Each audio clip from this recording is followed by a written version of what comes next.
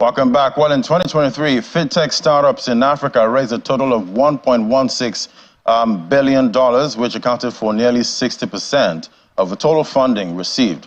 However, this value represents a 30% decline from last year's 2022 Fintech funding, about $1.65 billion, which was a 30% decrease from 2021. So if you look at the Africa Fintech's startup there, we see the change there down about 30%, $1.16 billion in 2023 from $1.65 billion in 2022. Let's look at the big four in Africa now. Talking about fintech startup, we see Egypt is topping for 2023, topped $541 million. That was raised by fintech startup. South Africa comes in second at $367.17 million. We see Kenya, $301 million was raised by Kenyan startups. Then Nigeria lags there for the top four in Africa, $243 million. But on the flip side, when we look at deals,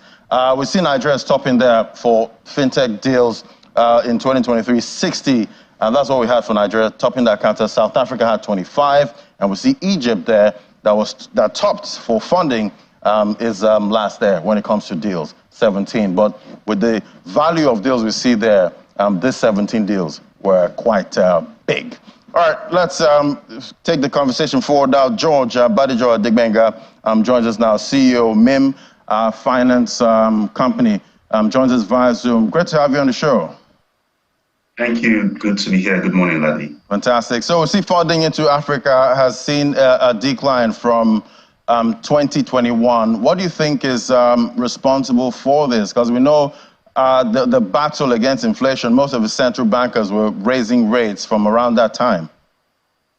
Yeah, the challenge, I think, is global. It's not just focused on Africa. I think we've seen a decline across the globe on the back of the pandemic and other challenges. And I'm hopeful, and I think we're all hopeful, that things will start to come up. As you've rightly identified, whilst the value that went into Nigeria was lower than some other African nations, we had more deals going on. So there is this challenge in terms of the availability of investment for other reasons that's got nothing to do with Africa. But it's still reflective that in Nigeria, we're still doing more deals than everywhere else. It's a large nation with loads of opportunity. And when things bounce back, I think we'll see those numbers we saw before. All right. With the merging of, FX markets in Nigeria, we've seen some companies declare large, FX losses, with most of the results we've seen so far. How the fintechs, that raised funds in dollars, how are they managing, all of that? Because at the end of the day, they had to earn, in the Naira. Mm-hmm. Very, very challenging, very tough, I would say. And our business and finance has been subject to those same challenges where we raise funds in FX and as a result of the Naira devaluation, when it's time to repatriate back to our investors, the currency is so weak that no matter how well your business has done, it's not a good investment for those bringing money in. So it's very, very tough, and there are different ways that we're all looking at to edge, and edging is also very challenging at this point in time due to the volatility. However, there are many other ways that we're looking at that perhaps would allow us to kind of carry on doing the good we do in the country. And definitely we see, most of these startups, they go on to raise Series A, B, C, and D. What are you seeing for startup funding in Nigeria for 2024 with what we've seen so far? Well, I think the opportunity is there. If you look at the so-called runaway inflation, that is actually affecting a lot of people. We can but only rely on the likes of our kind of business and other fintechs that are pretty much striving because they bring a solution that addresses perhaps inefficiency and accessibility challenges. And I think that is what investors will be looking at, opportunities to solve big problems.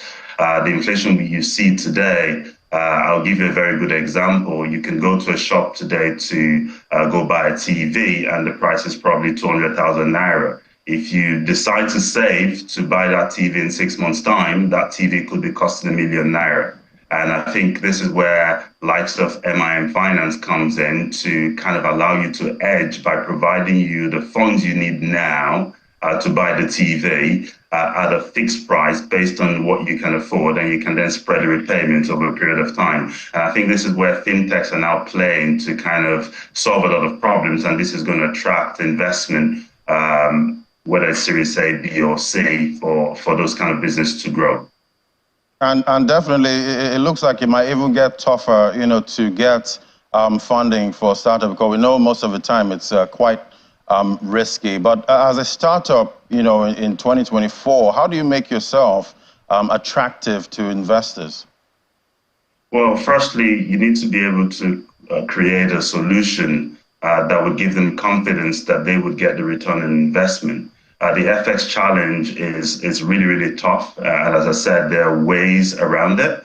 And I think coming up with different ways to make them believe that there would be a return. And I think another very important point when you're making your proposition to investors is try to find investors that are there for the long term. Investors that want to come in within a year, make their returns, isn't really going to work. But I think those with the long-term view that do have the greatness of Africa in their mind would definitely do well, but it would take time because we need to kind of navigate through this turbulence time. And I think there is definitely light at the end of the tunnel, but it is a global crisis. That's another point to kind of make. And for emerging countries like Nigeria, it's even tougher on us.